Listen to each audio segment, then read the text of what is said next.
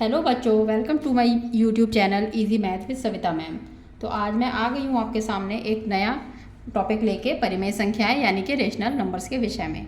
इससे पहले हम लोग जो हैं कुछ नंबर्स के बारे में हम पढ़ चुके हैं, जिसके बारे में थोड़ा सा हम लोग एक बार फ्लैशबैक कर लेते हैं। जैसे कि बच्चों, जब हम लोगों ने स्टार्ट किया था गिनती को करना हमने स्टार्ट किया था, तो हमने क्या बोलना शुरू किया था, 1 2 3 4 5, है ना। तो उन नंबर्स को हम क्या बोलते हैं, प्राकृतिक संख्याएँ या नेचुरल नंबर्स। नेचुरल नंबर्स, तो ये नेचुरल नंबर्स हैं 1 2 3 4 5 और ऐसे डाइजेस्ट करके अनंत तक।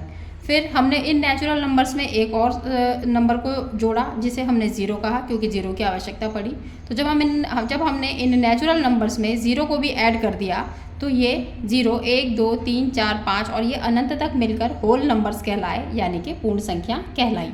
ठीक है। तो फिर उसके बाद फिर हम इसी तरीके से और आगे बढ़े। जब संख्याओं की खोज हुई तो फिर उसमें हमें नेगेटिव संख्याओं की भी ज़रूरत पड़ी, नेगेटिव संख्याओं की ज़रूरत पड़ी, यानी कि जीरो से भी और छोटे नंबर्स की ज़रूरत पड़ी। तो जब उन नंबर्स की ज़रूरत पड़ी तो हमने क्या किया, जब हमने इन होल नंबर्स में यानी कि 0 1 2 3 4 में -1 -2 -3 और ऐसे ही अनंत तक और नंबर्स नेगेटिव नंबर्स जोड़ दिए, तो वो सभी संख्याओं का ग्रुप मिलकर जो है इंटीजर नंबर्स यानी कि पूर्णांक संख्याएँ कहलाया। तो जहाँ मैं समझती हूँ कि आपको ये अच्छे से समझ में आ गया होगा नेचुरल नंबर, होल नंबर और इंटीजर्स क्या होते हैं। तो इसी के क्रम में हम और थोड़ा आगे बढ़े तो हमें जो है हमने जैसे कि हम लोगों ने पढ़ रखा होगा होल नंबर, ये जो नेचुरल नंबर है होल नंबर है, इसके अतिरिक्त जो है भिन्नात्मक संख्याएँ भी होती हैं। उन भिन्नों में भी अगर हम नेगेटिव नंबर्स वाले भिन्नों को ऐड कर देते हैं, मिला देते हैं ज़ीरो के साथ, तो वो हमारी परिमेय संख्या हो जाती हैं।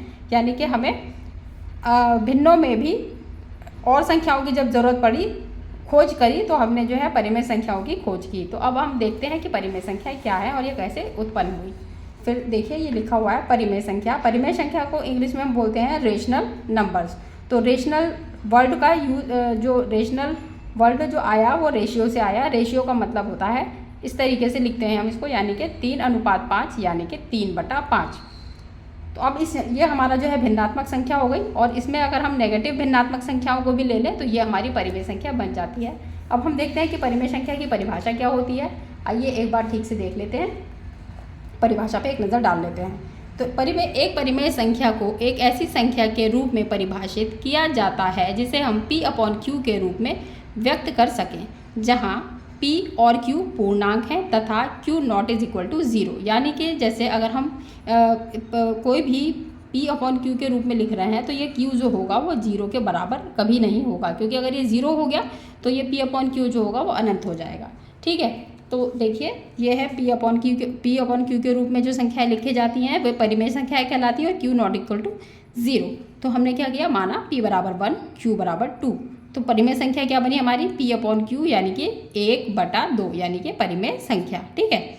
फिर अगर हम करें P बराबर -1 ले लें, Q बराबर 2 ले लें, तो P/Q यानी कि परिमेय संख्या होगी P/Q, और क्या होगी वो -1/2 यानी कि -1/2 दूसरी परिमेय संख्या हो गई। इसी तरीके से अगर P बराबर 1 हो और Q बराबर 1 हो तो परिमेय संख्या क्या होगी, P/Q होगी, और 1/1 होगी यानी कि 1।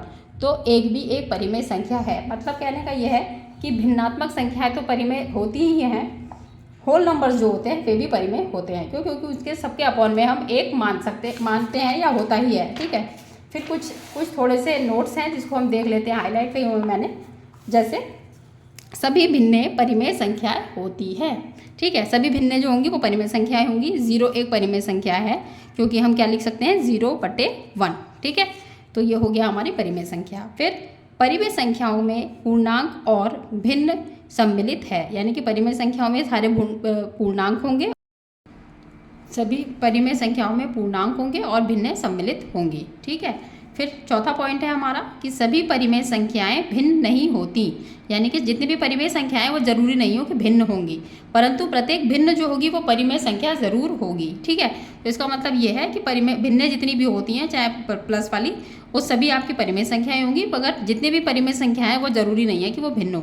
ठीक। तो ये हमारे 4 पॉइंट्स थे। मुझे लगता है कि मैं अच्छे से क्लियर कर पाई होंगी। अगर आपको मेरी वीडियो पसंद आई हो तो मेरे चैनल को लाइक और सब्सक्राइब ज़रूर कीजिएगा। धन्यवाद।